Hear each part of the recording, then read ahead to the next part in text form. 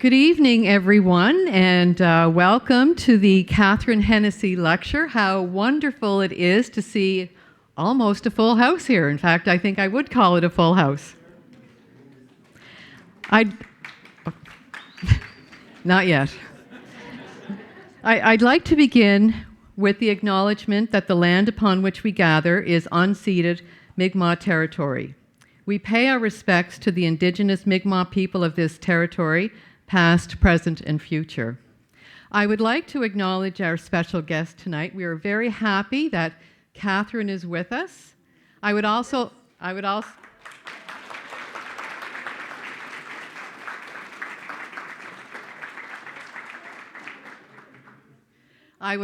like to acknowledge Mayor Philip Brown and Councillors Norman Beck and Justin Mattart. Thank you for coming.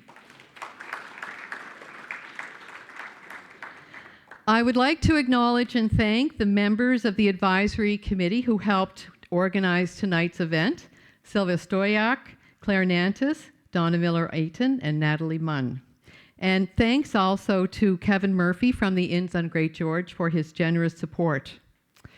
A note about the bathrooms: they are out the door on your left, and the library closes at 8:30. So the only exit after 8:30 is through the back doors, which will be locked. So if you leave and want to come back in, you'll have to get someone to stay and open the door for you. The Catherine Hennessey Lecture Series is funded by the Catherine Hennessey Endowment Fund, which was created in 2010 by the City of Charlottetown to honor Catherine's long-term commitment to heritage preservation and to improving our urban environment. The purpose of the Endowment Fund is to create learning opportunities that enhance urban planning and the appreciation of heritage preservation. Catherine has been fearless in her efforts to preserve our heritage and to build love, whether for island furniture, buildings, church bells, streetscapes, or landscapes. She has inspired many of us with her mantra, "Know it, love it, protect it." I would like to share a story about her actions 50 years ago that shape our city to this day. In 1975, a fire damaged the middle section of the Hearts O'Halloran buildings on Great George Street, adjacent to Province House, home today to the Gallery Coffee Shop. It's a beautiful row of early brick buildings which date back to 1859. They are historically significant buildings on a street of national importance, where the Fathers of Confederation took that historic walk up to Province House. The buildings needed to be restored, and Catherine made it her mission to put them in the right hands. At the time, she was the executive director of the PEI Museum and Heritage Foundation. Heritage Canada, now known as the National Trust, had just been created with a mandate to protect and preserve Canada's historic places. Who better to tackle this restoration than the National Trust? Catherine called her heritage colleagues in Ottawa to convince them that this restoration fit within their mandate, and they agreed. The National Trust bought the buildings along with the Blanchard House around the corner on Sydney Street. It provided $500,000, and in partnership with the Heritage Foundation and CADC, it restored both properties. Today, the Hearts O'Halloran buildings are among the most photographed buildings in the city. For its 50th anniversary last year, the National Trust highlighted 50 great saves across the country, and the Hearts O'Halloran buildings were number 3 on that list. And here's a quote from Catherine back then. "It was the first time that large amounts of money were committed to heritage restoration. And let me tell you, after that, people started to sit up and take notice." Something else happened at that time that was noticed. The National Trust said it would not spend a penny on the restoration until the city developed and adopted heritage bylaws. And that is how Charlottetown got its heritage bylaws. It was a significant outcome for a city with a rich architectural history that needed to be protected and preserved. These bylaws have shaped and defined the area now known as the 500 lots, and have offered protection for properties both inside and outside the historic area. Catherine, we are grateful for all you have done to make Charlottetown the special city it is today, honoring its place in history as the birthplace of Confederation.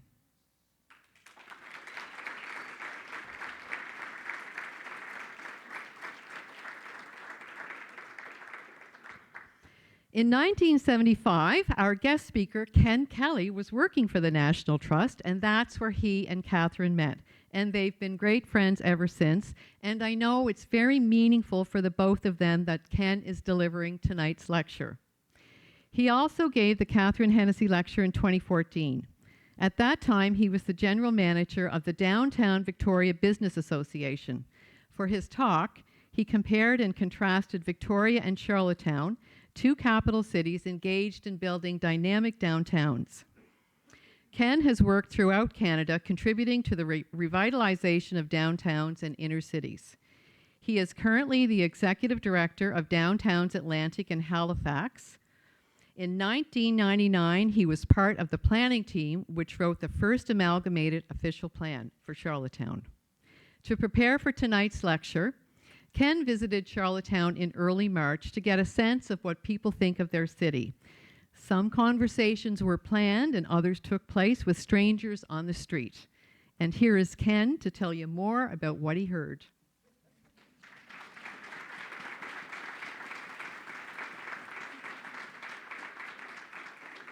Oh my goodness, I hope you're going to have as much fun as I am. And you know what? A note to your worship and our two counselors. I apologize that I'm not going to cover everything that you want me to. This is a university course. Look at the subject that we're going to be delving into is enormous to tackle. But I'll start with the slideshow in just a second. But I also want to start by paying tribute. I'd like to say my old pal, but that wouldn't be polite. My pal, Catherine, who, when we were youngsters trying to save old buildings, we would go to any length. Lie down in front of the bulldozer, go to Ottawa.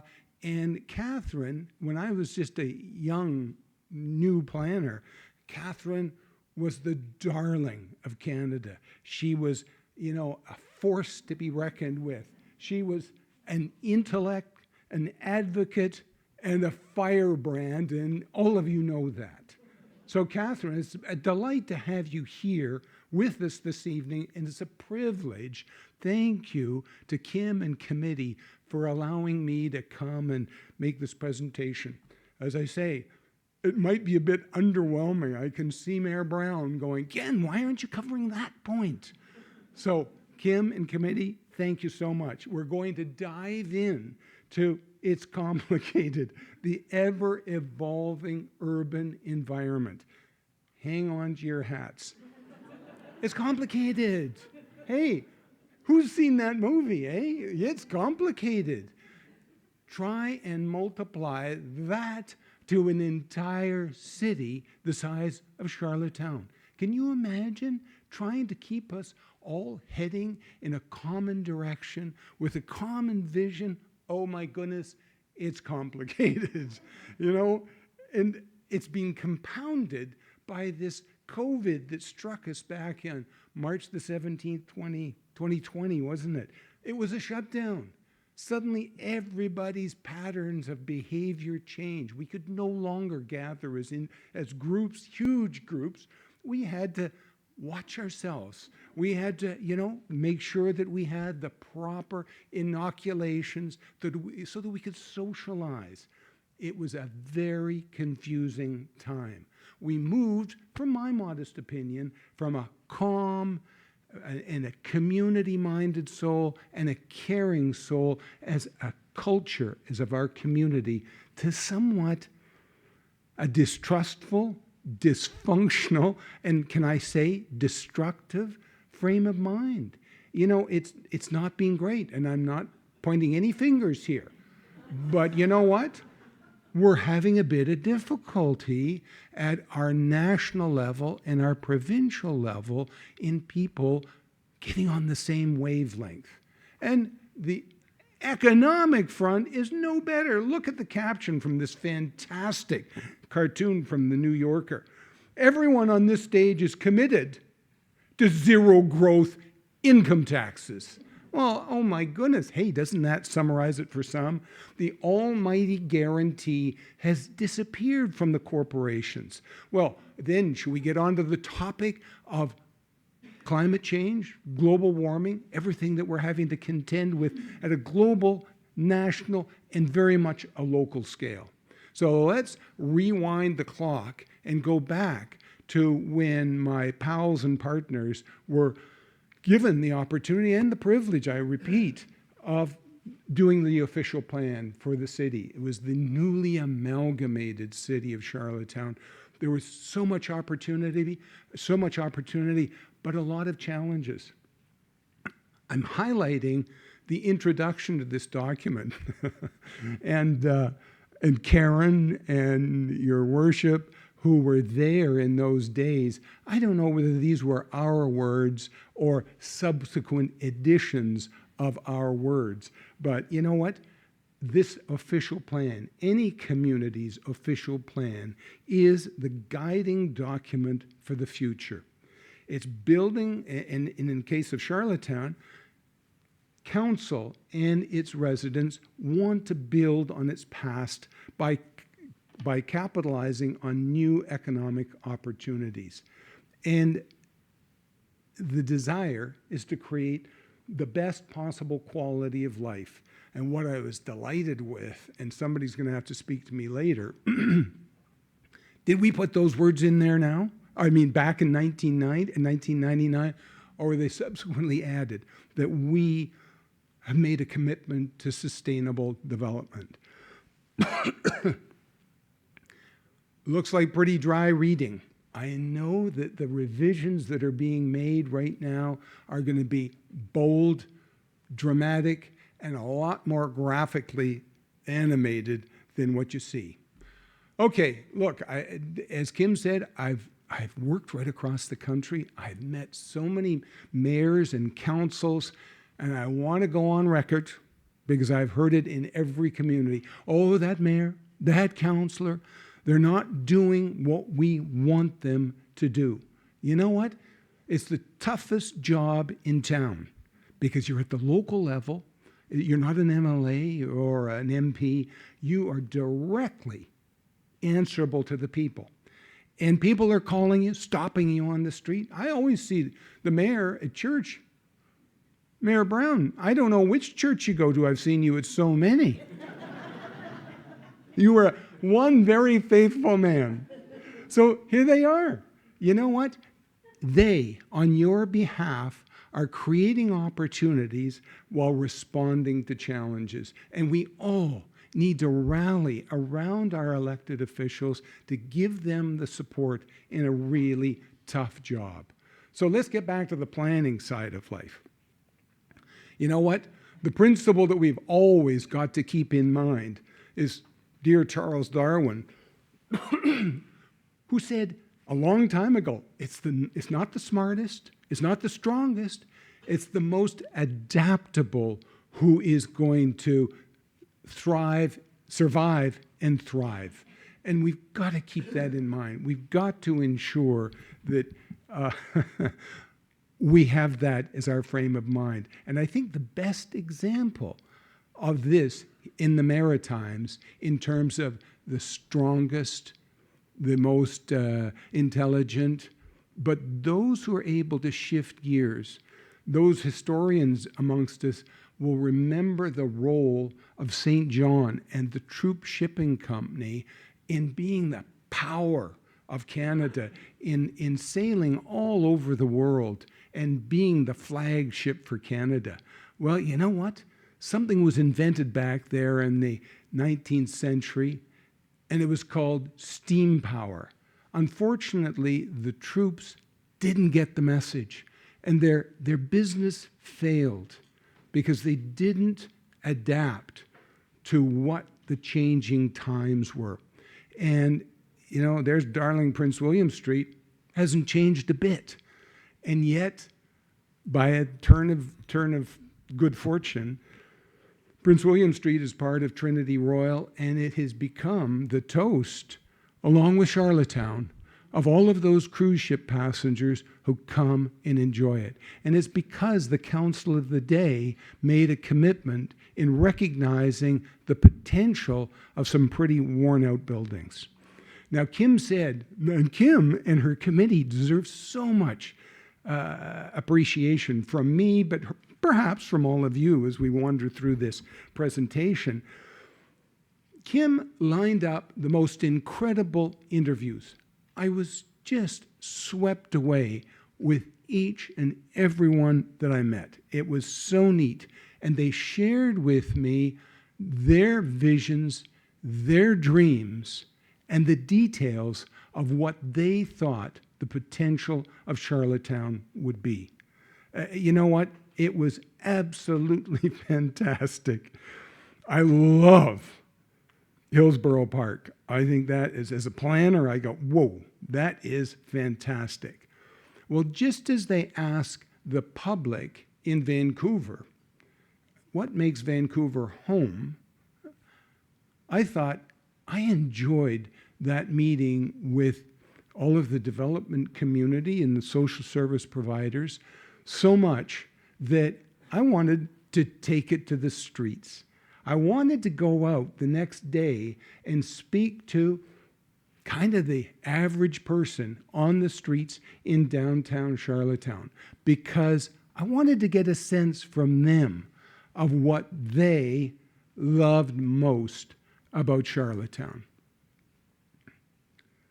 People, quaintness, beauty, old style, walkable, downtown, history and architecture, music, culture, places to eat, cute. This woman was not even an urban planner. I loved the response. Oh, I love the grid street pattern. It's a quiet community. There's places to walk. What does that all say? It's quality of life. That's what Charlottetown is. That's what you are as community. And it's interesting because that response reflected, oh, thank you. My darling wife, Joanne, thank you.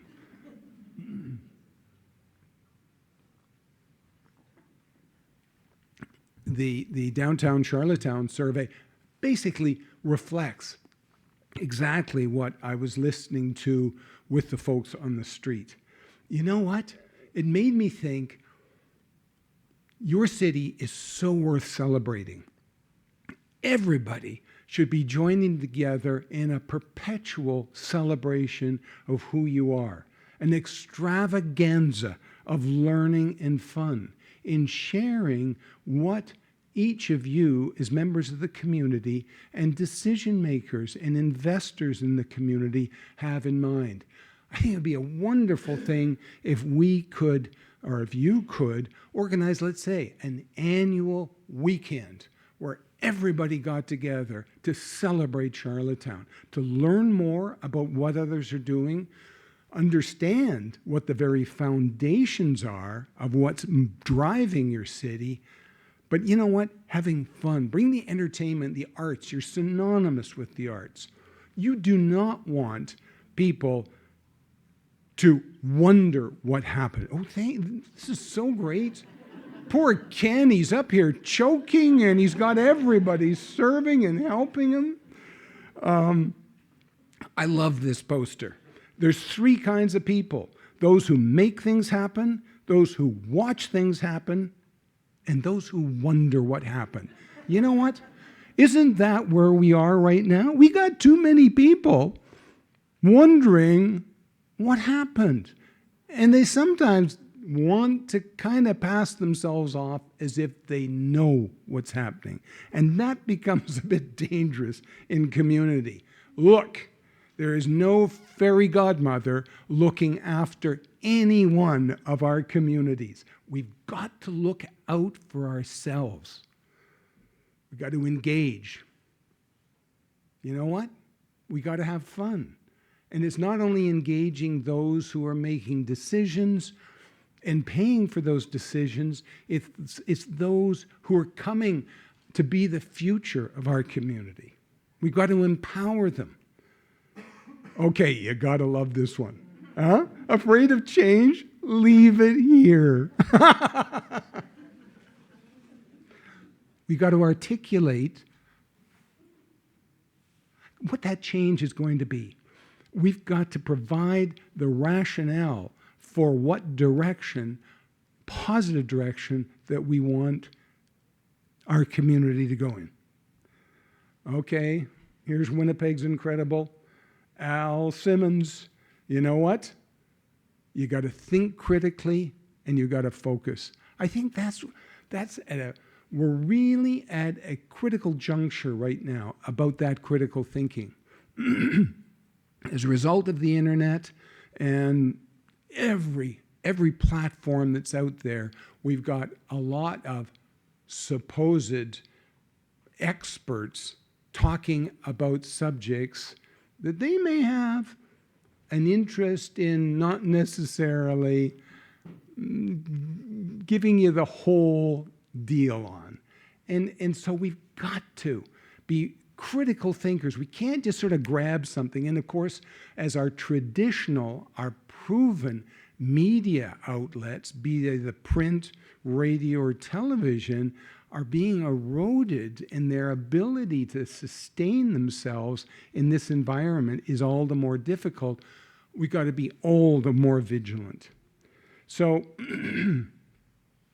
here's a statement. I'm going to just quickly read the whole thing. And it comes from a report from Downtown's Atlantic Canada. Historically, change in our communities came about in gradual stages, but today change is all around us. Our social, physical, economic, emotional, and spiritual environments are quickly and radically shifting. Our means of communicating and relating with each other, conducting business, and carrying out politics has been transformed, and not all for the good. You know, we don't know what our future is going to be. Boy, oh boy. You know, you think of our parents' generation, they kind of had a straight trajectory. They knew that they were going to find a job and maybe get married and maybe have children, but the world was going to be a relatively safe place. We can't ignore World War I, World War II, all the other wars that rage around the world. But you know what? We just have to do a better job at being our selfies. You know, like we've got to be those who contribute to the greater good of the community. So as we talk about the greater good of the community, it's not only the social fabric, it's the physical fabric. And if there is anything that I can say to any one of you, and you already know it, you know scale and how it's got to continue to be carried forward, scale and proportion.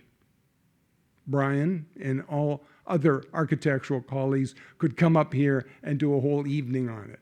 Well, this isn't not, can you imagine when the Eiffel Tower was built? Hey, that's not any scale or proportion.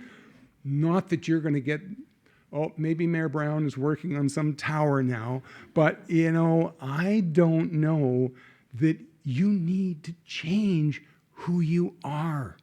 You want to continue to have that character and quality of life that doesn't mean jumping things up to any ridiculous scale or streetscape rhythm than you already enjoy. And that's downtown and it's in the burbs. So where do you start to ensure you've got the foundation? It's always research. Downtown Charlottetown, that's the focus of your community. It's the bellwether, it's the barometer of your well-being. And it's something that is to be treasured. It's something to continue to invest in. I love downtown Charlottetown's numbers. And so by the numbers, let's just continue with a few things. The downtown Charlottetown is all over. I love this. Downtown Charlottetown is, if not the leader, it's amongst the leaders within Atlantic Canada in genuinely having the fingers on the pulse of the community and what drives the downtown. This is something that we had done when I worked in Victoria, along with the International Downtown Association. Downtowns represent a genuinely important investment, whether you're talking about the historic infrastructure that may well need updated, but it's all there, both underground and above ground. And it's the social fabric that's included there. It's the social interaction, it's the cultural action, but it all returns to the community in the tax base that's provided. And you can see in this, ranking, there's Toronto, Victoria, Vancouver. They've got a lot of value right there in the downtown, as you do here in Charlottetown. You've got an important asset which needs to be protected. I love that downtown Charlottetown has the eco counter. They're watching you. No, they're not identifying you, but they're watching you. They're tracking how many people come downtown, and they can track it by hour, by day, by week, by month. And we installed these in Victoria, and we were the second in the country to do so. And I'll tell you, I could watch from a distance how COVID impacted the traffic, just as Dawn and her team has been able to do that in Charlottetown. It's been an incredible tool. Downtown Charlottetown's done a magnificent job of knowing who's where and who they are. We did this inventory in downtown Victoria a number of years ago, and we're absolutely startled to realize we had 255 restaurants, and amongst those 255 restaurants, there were 50 cafes. Now, Victoria's a bit bigger city, but boy, that's a lot of relaxation in downtown. So one of the other elements, of course, in the downtown is the social fabric. Downtown is not only the meeting place of a community, it's also where its troubles get played out. And a lot of people have challenges with that, quite understandably.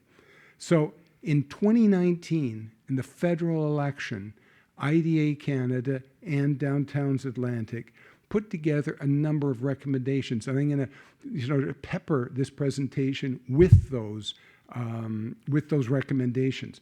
Provide funding to research the health, well-being, and prosperity of Canada's downtowns and main streets.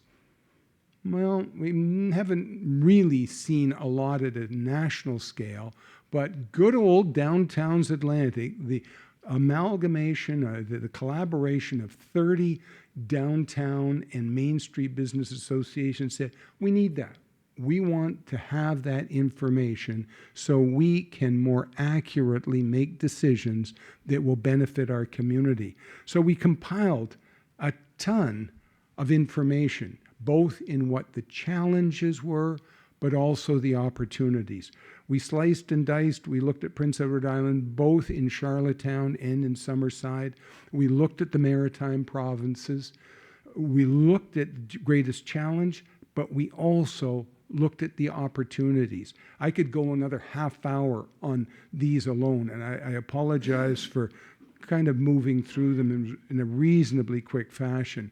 But know that the business community is comprised of a remarkable group of people who've put everything on the line,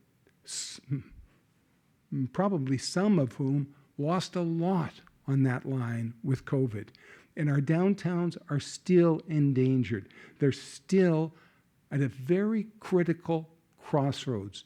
And that's why Downtowns Atlantic felt, as a result of this work, that the Atlantic premiers have got to convene a meeting. And I shouldn't say got to.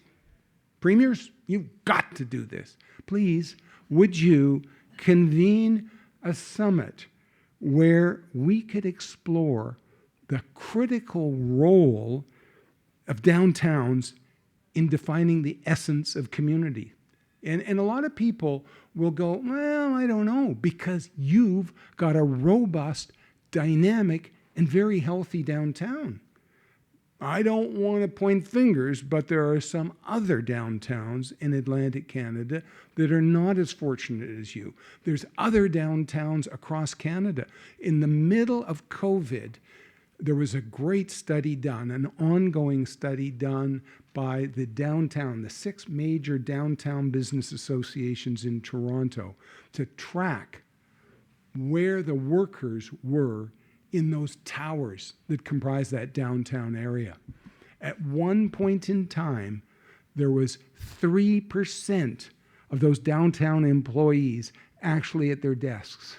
You can imagine how that devastated all of those businesses. Businesses that relied on the office workers, relied on the day traffic, and relied on the tourists who would come down and see it.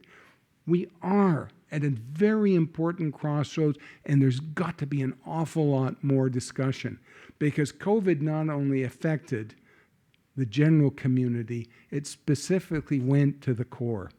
The core, which used to have amazing gatherings of people, but suddenly was forced into, we got to be 2 lobster traps apart. Personally, I wanted to have a photograph of that great cows.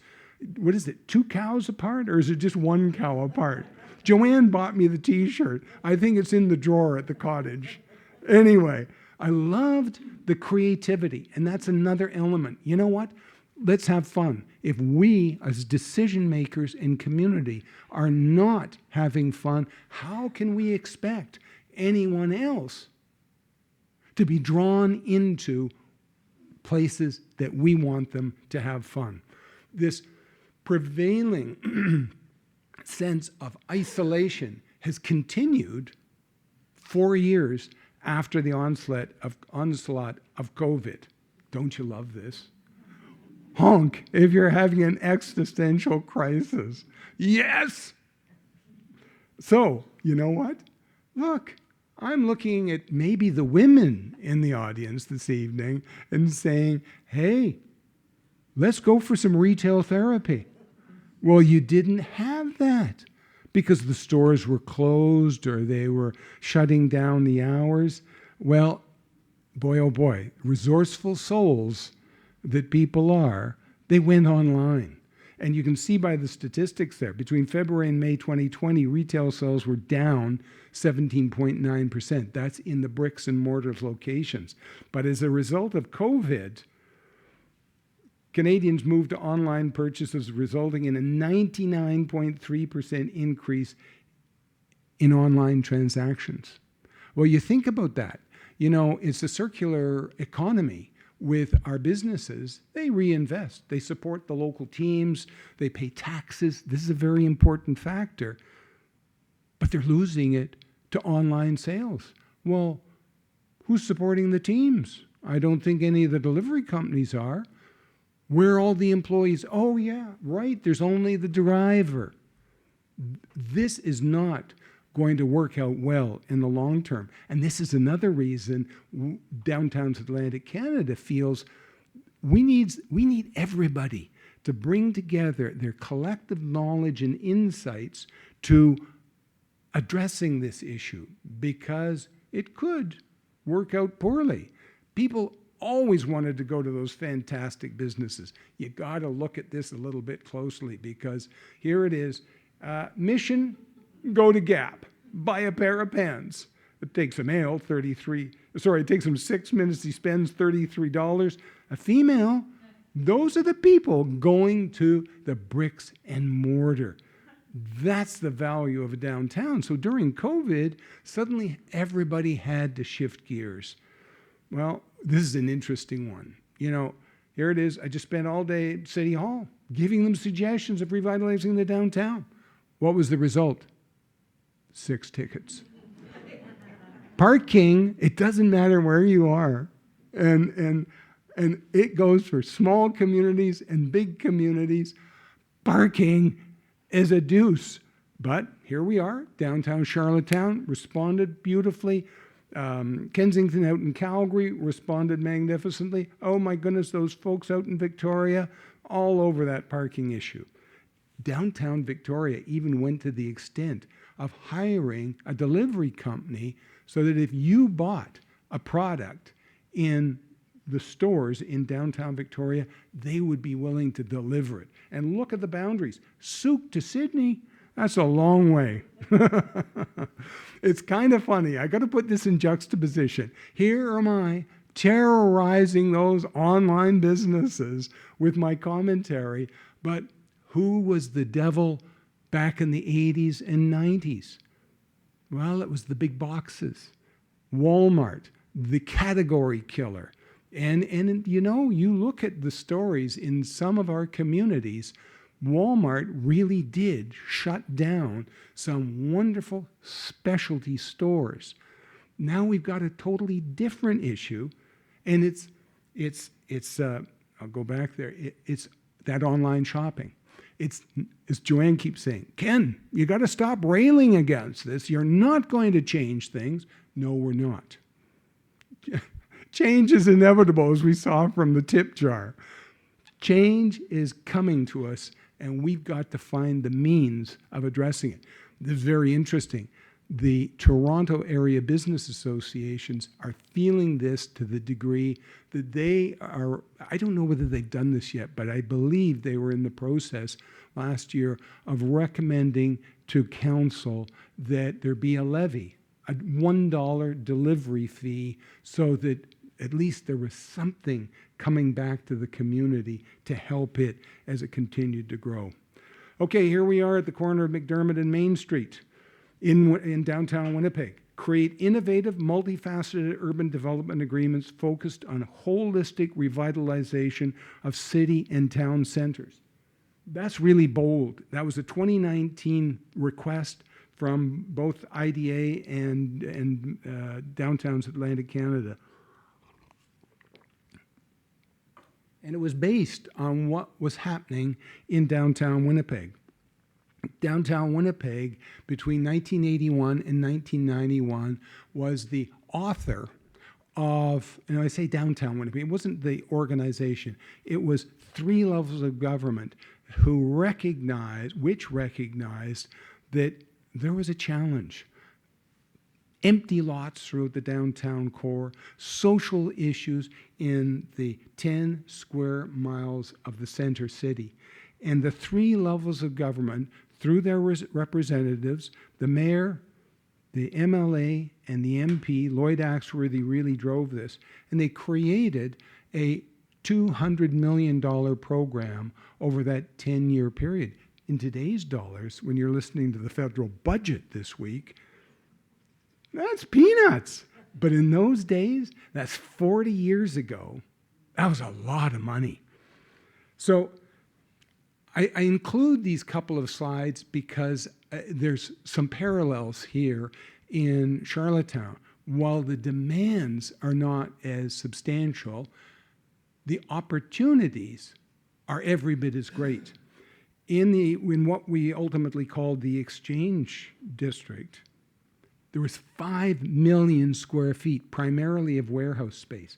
It was highly underutilized space. 5 million in total, and when the program began, 3 million of that square feet of that space was either vacant or underutilized. Talk about a problem.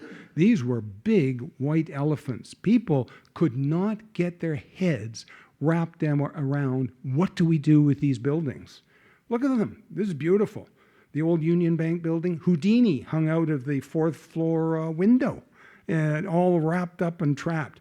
Art Space, this was a 50,000 square foot building that was bought for $350,000 and given to the arts community. It was 3 levels of government who said, we want you to have a future in our downtown. And it's like the vision of the Confederation Center. Like, wow, that was vision. and we can play that forward.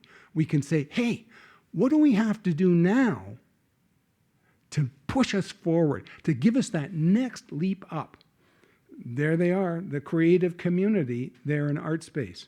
Look, even a parking lot was built in that period, and it had to comply with the heritage bylaws, and a magnificent example it is of contemporary architecture that fits in. The Ashdown Warehouse, a 235,000 square foot building that, boy, was totally given a makeover. We started with a grant of $10,000 per unit to create a residential base downtown. And people were going, maybe they live downtown in New York, but this hasn't picked up yet in Winnipeg. And because of the latitude that because I worked there, because of the latitude that everybody had to be as creative as possible, it became, hey, the sky's the limit. We started off with a grant of $10,000 per residential unit. This was a toughie, 250,000 square feet of space. It needed something extra. We boosted it to $15,000 per unit. We went to the city. We asked them for a tax abatement where they removed the value of the building and continued to tax only the land during the construction period. When the rehabilitation was completed, the developers enjoyed 5 years with the land value, the pre-redeveloped value of that land.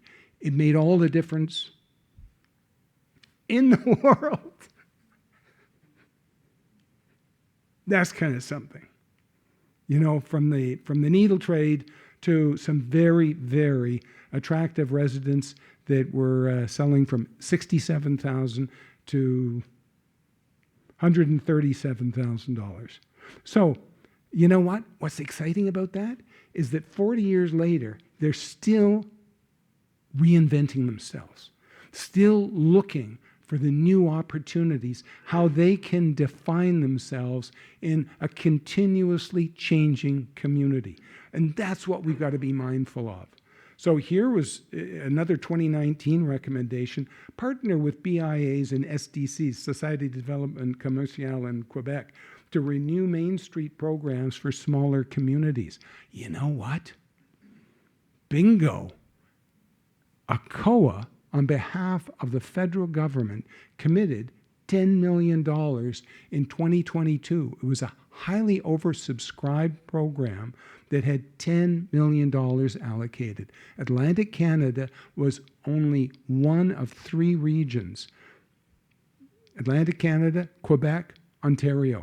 The Prairies and BC, they have not had the benefit of this program yet, surprisingly. And I know Dawn can speak volumes about what these monies did for Charlottetown as we can for the rest of the region.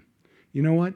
It was money that was designated to ensure that downtown spaces were attractive, appealing, by upgrading them, replacing them, creating little oases like these that are in downtown that are magnificent.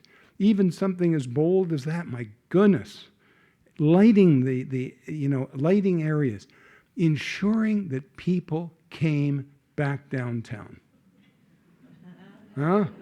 Okay. Well, maybe sort of downtown. I heard the news today.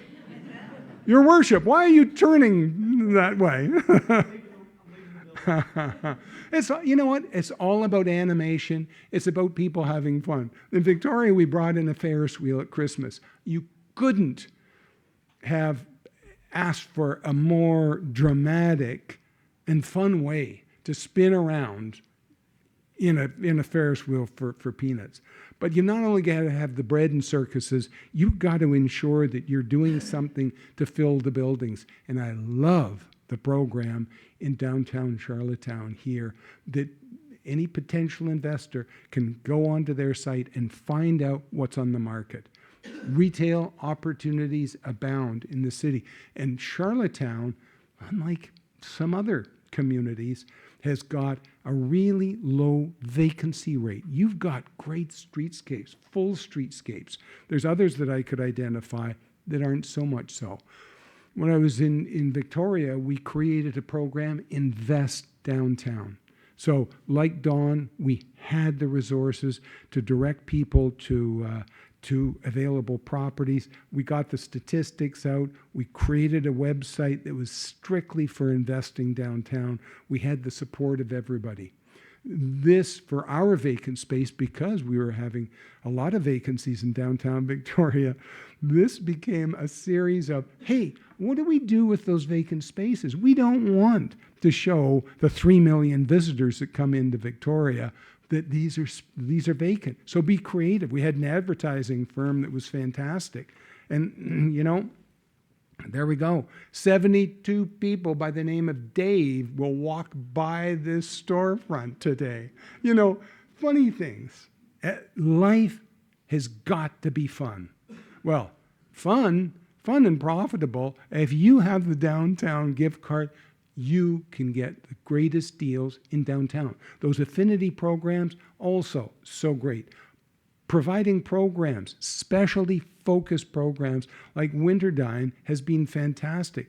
Out in Victoria, we decided one year, hey, you know what? It's the doldrums. People want to be pulled out of the winter blahs. We created a Wake Up Victoria, where downtown Victoria and all of the coffee shops in the downtown agreed to pay for free coffee from the time of opening until 10 a.m. As you saw from that picture, they were lined up out the doors. It was so popular.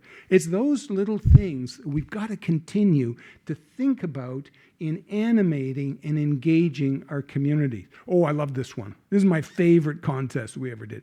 This was Valentine's Day. Hey, pucker up, baby. Look at these entries. Huh? Oh my goodness. Like, I wanted to give them all prizes. Aren't they fun and creative?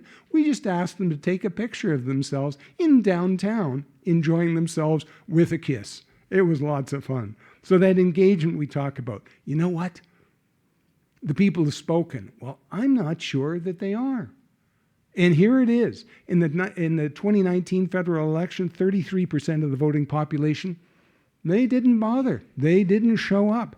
It was worse in 2022 in Ontario, when almost 57% of the voting population didn't show up. That's not the Canada that we know and we are proud of. That is really, really sad. And we've got to be able to continue to, engage the community. And engage the community at so many levels. Good ideas go the distance. I love this from Langara College in Vancouver. I love the Chronicle Herald. They put this big, full-page letter to the Prime Minister. We need our decision makers to be heard because there's some very sad things happening in Canadian lives right now. Here it is. Victoria's mental health calls soared 350% over 5 years. And the police, who are really not the ones who are skilled and equipped to deal with these things, they're the ones who are sort of sent into the fray. So we asked for a commission, a national strategy on mental health back in 2019. We still haven't got it, and we've got problems on the streets. Here are a few pictures I'll show from Victoria. The deals are going down all the time. And it's not creating the sense of community that we need. We want to assure that we're protecting fellow Canadians who may have slipped along the way. Establish a national task force in the growing opioid crisis. We've got to move faster than we are. Here's another one. And this is getting to the nub of what's going on right now. Provide increased funding for the National Housing Strategy. That was a recommendation in 2019. Well, you know what? We're finally getting there. But nonetheless, Canada needs 5.8 million new homes by 2030 to tackle the affordability crisis. This is not a good news story. You know, housing costs are out of sight and unobtainable for many. Look at these poor souls on the streets in downtown Victoria. This is not the way we would want anything for anyone. And you have done, I think, an excellent job here in Charlottetown in providing some interim accommodation. We may have to provide more before we can extract ourselves from the situation that we find ourselves in, but we've got to do it with care and compassion. So Mayor Brown, last month, he was tickled that you've been given $10 million from the Housing Accelerator Fund to expedite the creation of 300 units and more. And that's the sort of leadership that we need within the community. Let's push back the frontiers of opportunity. Let's encourage more innovative partnerships that have been created with the province, the First Nations, the city, and the community at large. What an exciting opportunity. But as we do that, here's something that I want to comment on, and it's strictly a personal perspective, is as a planner, things are changing. This government program is allowing 4-unit development. They're creating some designs that they think would be appropriate. But having lived in the number of cities across the country that I have, I know that there's some very special parts of communities, whether they're heritage or whether they're simply character. And here's an example in Fredericton. It's maybe not the most egregious, but you can see the rhythm of more historic buildings and a more contemporary structure having been placed in it. Here's another place a few blocks away in Fredericton where, you know, they made a good effort in that setback bigger building, but it still could have used a little bit more attention. Where they've come closest is this development right here, the 3-story, which albeit has stepped back, but the gabling and the sense of scale is so much more sensitive. And I think that's what each of our communities across the country has got to be seeking in looking for these housing deals. There's got to be some parameters placed on the money that we're being given. We've got to ensure that these units fall within the character of our community and don't suddenly spoil it. I grew up in Vancouver, and we lived in a nice neighborhood, but they suddenly brought in the Vancouver Special. And the Vancouver Special was a more modestly priced home with a gable front, and the 60-foot lots were divided into 30.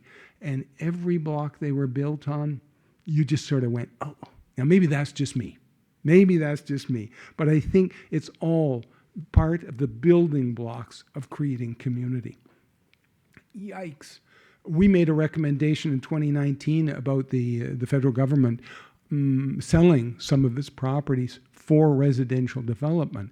This has hit the news within the last 24 hours, I think, in Amherst, where they're wanting to convert the Armory to social housing.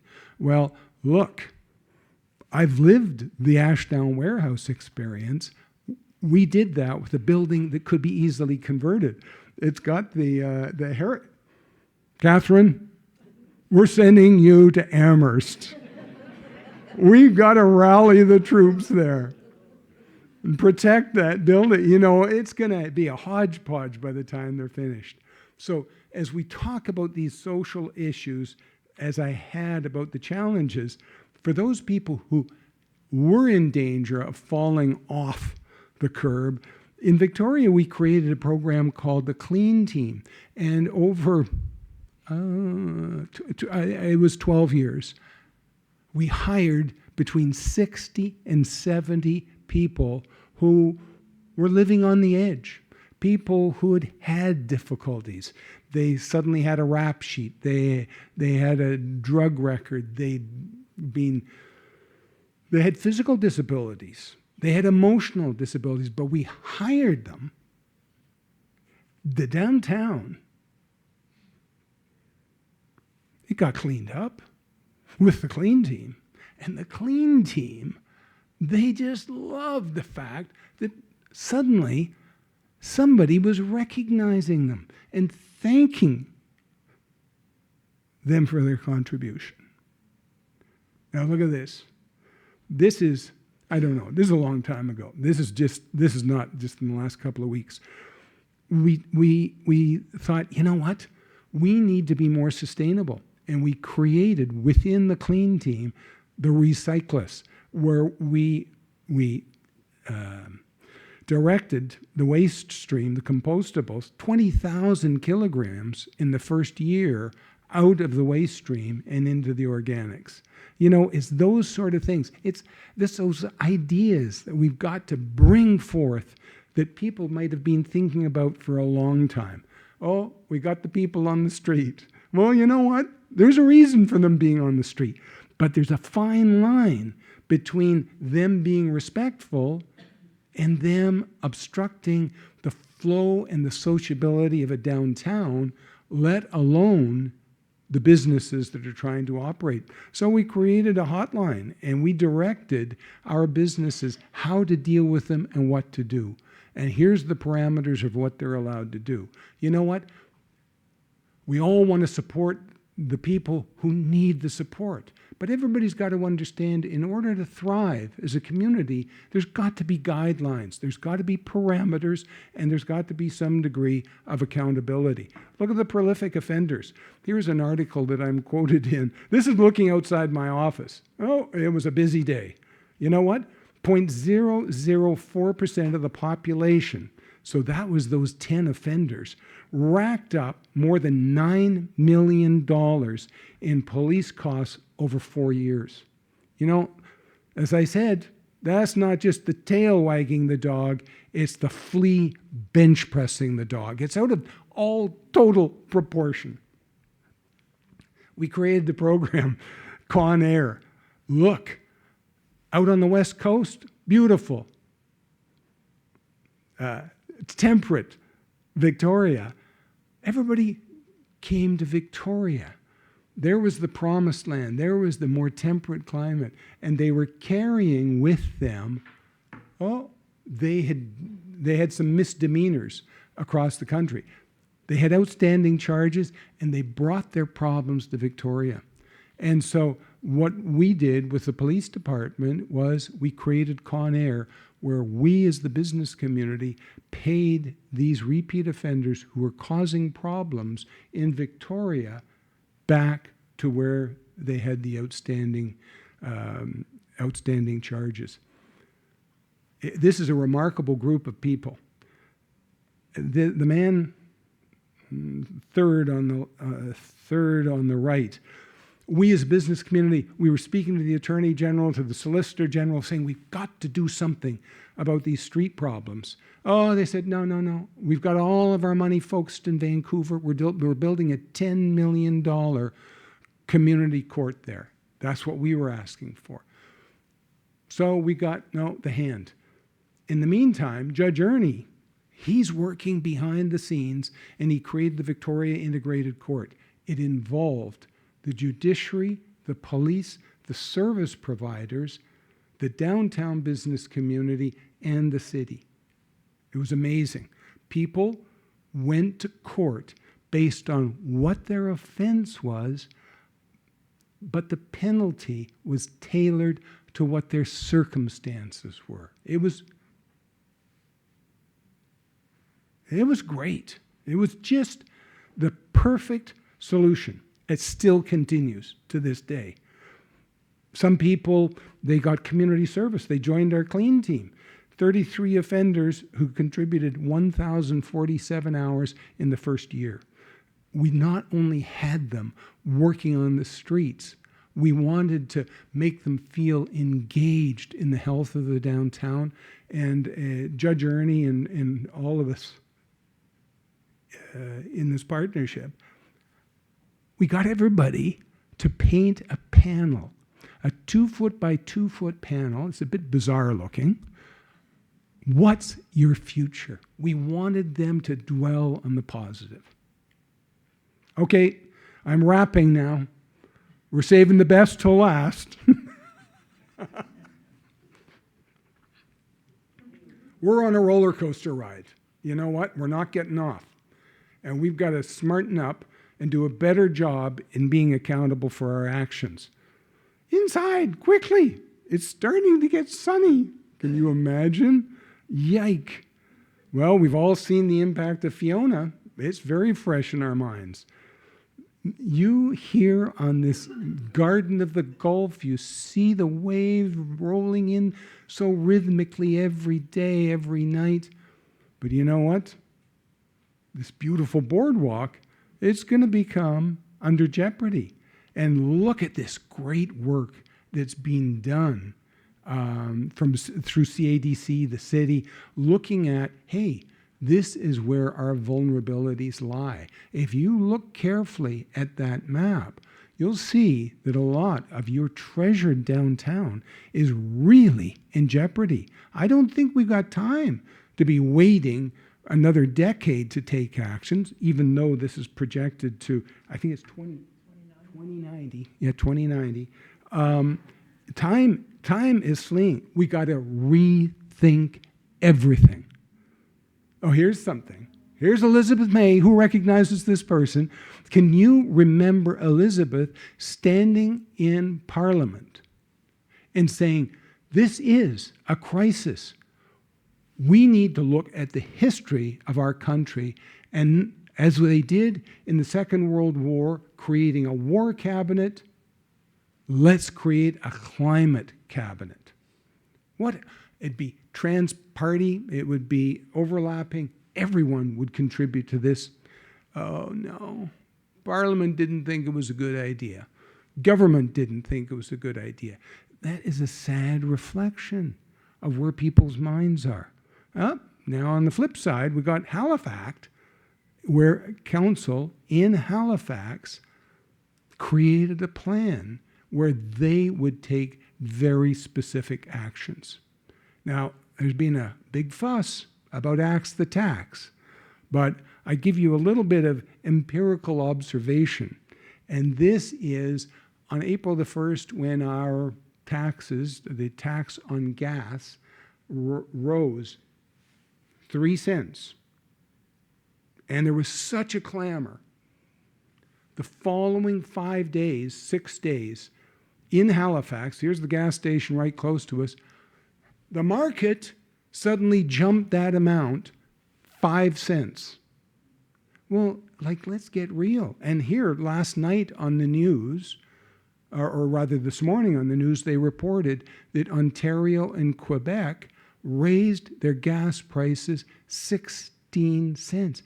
And we're getting bent out of shape on 3 cents, on actions that we've got to take right now and be accountable for.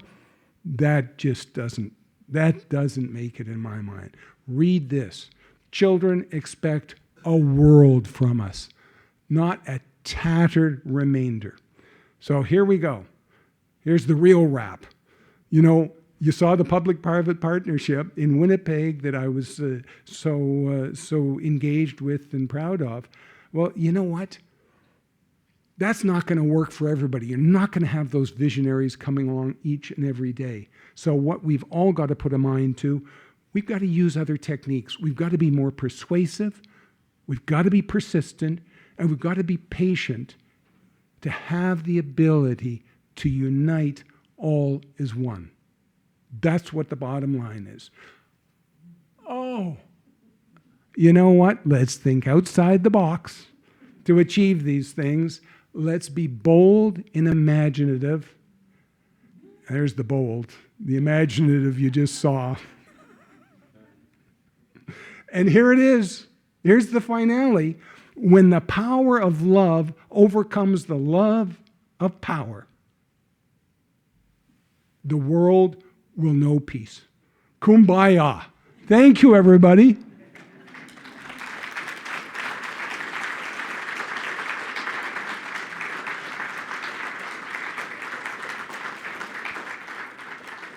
I've taken you to the full hour, and I don't want to have any of you kind of squirming in your seats and going, we got to get out of here. This guy's being all right, but I'd expected more. If anybody's got any questions, anybody wants to initiate a discussion, hey, isn't that what I've been preaching? If you'd like to do that, there's a microphone right behind Jamie in the column there. Just step up if you'd like.